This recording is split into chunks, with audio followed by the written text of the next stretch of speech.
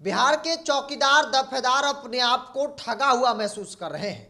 उन लोगों को वैसा लग रहा है कि आंदोलन खत्म करवा के चिराग पासवान के पार्टी उनके सांसदों ने उन्हें ठग लिया है। लेकिन वो ना भूले कि 2025 का विधानसभा चुनाव सामने है। ऐसे में जनता बदला भी लेना जानती है। नमस्कार, द इंडिया टॉप देख रहे हैं। मैं हूँ आपके साथ बिरजू सिंह। बिहार के जो चौकीदार हैं, दाफेदार हैं, उनकी मांग है कि भाई आश्रितों की बहाली जैसे पूर्व में होती रही वैसे होनी चाहिए। क्योंकि नीतीश कुमार की सरकार ने आदेश जारी कर दिया कि अब बिहार के जो चौकीदार हैं, दफेदार हैं, उनके आश्रितों की बहाली नहीं होगी, अब जनरल बहाली होगी।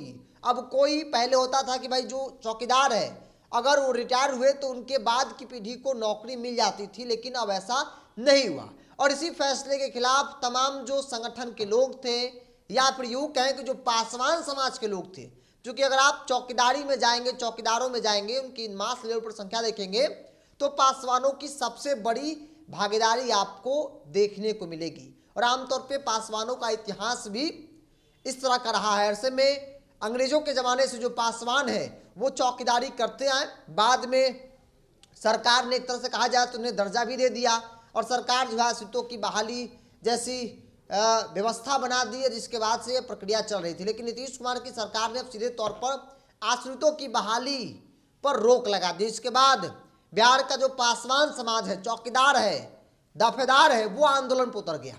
याद कीजिए, पटना में जब आंदोलनकारी लोगों पर लाठियां चलाई गई, पुलिस द्वारा बर्बरतापूर्ण व्यवहार किया गया, आंदोलन पर बैठे, अनशन पर बैठे लोगों का अनशन यह कहकर तोड़वा दिया गया चिराग पासवान के पार्टी के सांसद की तरफ से कि जल्द ही नीतीश कुमार से बातचीत करके इस फैसले को वापस लिया जाएगा।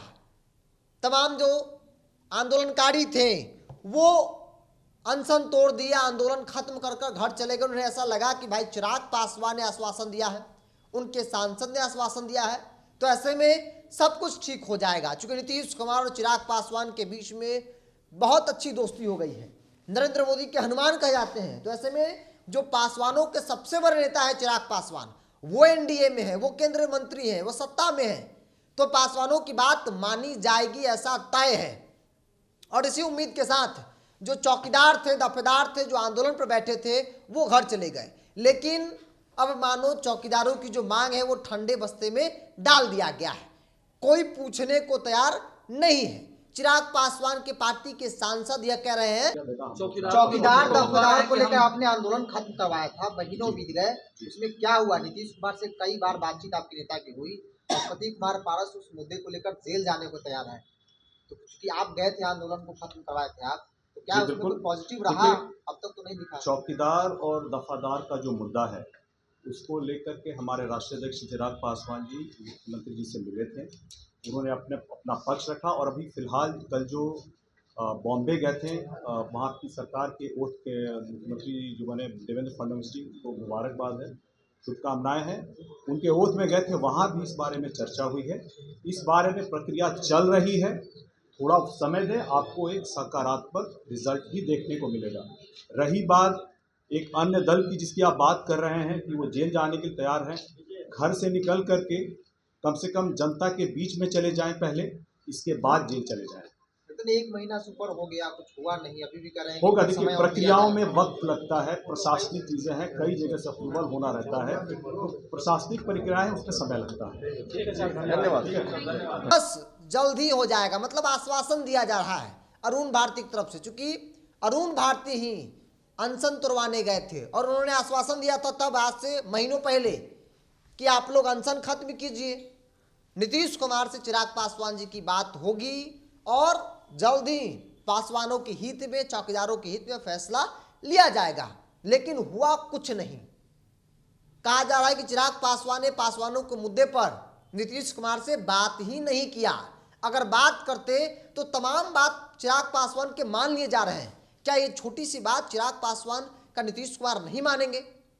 लेकिन यह तब होगा जब चिराग अपनी बातों को रखेंगे। लेकिन चिराग ने पासवानों के मुद्दे पर नीतीश कुमार से कोई बातचीत की ही नहीं, इसीलिए कोई फैसला पासवानों के पक्ष में नहीं हुआ है। अब महीनों बीत गए, पशुपति कुमार पारस ने ऐलान कर दिया कि पासवानों की लड़ाई को हम लड़ेंगे, चौकीदारों की लड़ाई को हम लड़ेंगे। कोई तारीख है, चूंकि एक लंबे समय से पासवान दफदार आंदोलन कर रहे हैं, धरना पर भी थे, लाठियां भी चली। देखिए, ये पूरे बिहार का इशू है और बहुत ही जबरदस्त इशू है, भुखमरी का सवाल है। मैं तो आपको ये कहूँगा आपके माध्यम से कि ये मौलिक अधिकार का हनन है। बिहार सरकार ने पासवान समाज के लोगों के साथ में मौलिक अधिकार का हनन किया। ये हमारा मौलिक अधिकार है।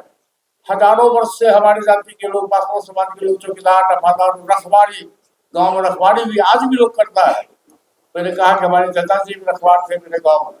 तो इस ढंग से पासवान समाज के लोगों के साथ ये अन्याय करना बिहार सरकार पुनर्विचार करे और पासवान समाज में जो भी चौकीदार की बहाली हो उसी समाज के लोगों के द्वारा किया जाए। इंडिया सरकार के विरोध में उतरेंगे आप? जेल जाइएगा? निश्चित जरूरत पड़ेगी तो मैं निश्चित रूप से हमारे दलित सेना के बैनर की तरह हमारे दलित सेना के प्रदेश अध्यक्ष हैं ताहाजी, बगल में महासचिव हैं मीनू जी, और हमारे पार्टी के प्रधान महासचिव श्री केशव सिंह जी, सभी लोगों की राय है, सभी लोगों का फैसला हुआ है कि जब तक चौकीदार समाज को पुनर्विचार नहीं करती है बिहार सरकार, तब तक हम लोग का धरना आंदोलन जारी रहेगा। जरूरत पड़ेगी तो हमारी पार्टी और मैं खुद जेल जाने के लिए तैयार हूँ, लाठी खाने को तैयार है।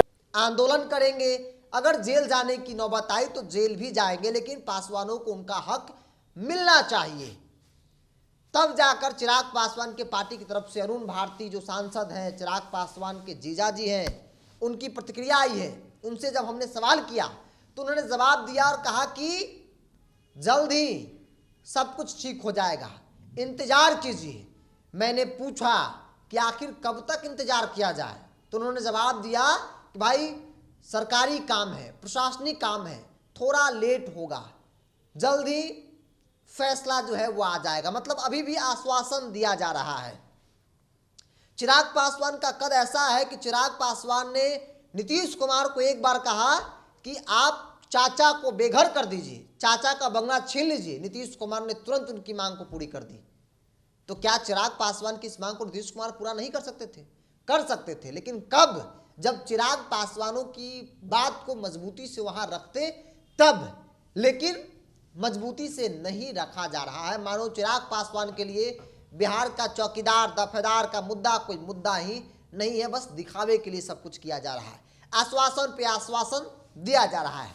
हालांकि एक बार फिर से जो संगठन के लोग हैं वो आंदोलन की तैयारी में है। 28 तारीख को पटना में एक बैठक बुलाई गई है और कहा जा रहा है कि उस बैठक में तय होगा कि हम लोग आंदोलन कब करेंगे। पासवानों की जो मांग है उस पर एक बार फिर से पटना में आंदोलन आपको देखने को मिल सकता है। क्योंकि संगठन के कई लोगों से जब हमने बातचीत की तो उन्होंने कहा कि हमारी ताकत है, 2025 में दिखाएंगे कि हमारी ताकत क्या है। जिन्हें ऐसा लगता है कि भाई जात के नाम पर वोट मिल जाएगा, गठबंधन में है तो वोट मिल जाएगा, तो 25 का चुनाव बहुत दूर नहीं है। जो चौकीदार है, दफेदार है, जो पासवान समाज है, जिनकी आबादी 5% है, वो अपनी ताकत को दिखाएंगे और बताएंगे कि मुझे नजरअंदाज करना आपके लिए कितना भारी पड़ गया। बिहार के चौकीदार दफेदार जो है वो आंदोलन की तैयारी में है। लेकिन राजनीतिक तौर पर कोई भी व्यक्ति, अगर पशुपति कुमार पारस को छोड़ दिया जाए तो कोई भी उनकी मुद्दों की बात करने को तैयार नहीं है। पासवानों के जो सबसे बड़े नेता कहे जाते हैं चिराग पासवान, वो भी पासवानों के मुद्दे पर मानो मौन है। आश्वासन पे आश्वासन, आश्वासन पे आश्वासन दिया जा रहा है। अरुण भारती एक बार फिर से बोले हैं कि कुछ दिन का समय और चाहिए। मतलब कि कुछ दिन का समय कई महीनों में बीत गया, अभी भी उनको कुछ दिन का समय चाहिए। यह परिस्थिति बनी है। पासवान समाज भी तय नहीं कर पा रहा है कि आखिर करे तो करे क्या।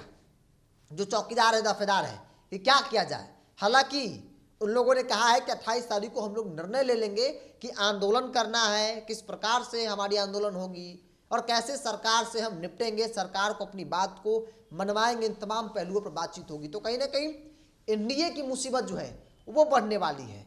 कहा जा रहा है कि एनडीए की मुसीबत, चिराग पासवान की मुसीबत, पासवान समाज के लोग ही, चौकीदार समाज बढ़ाने की तैयारी में लगा हुआ है।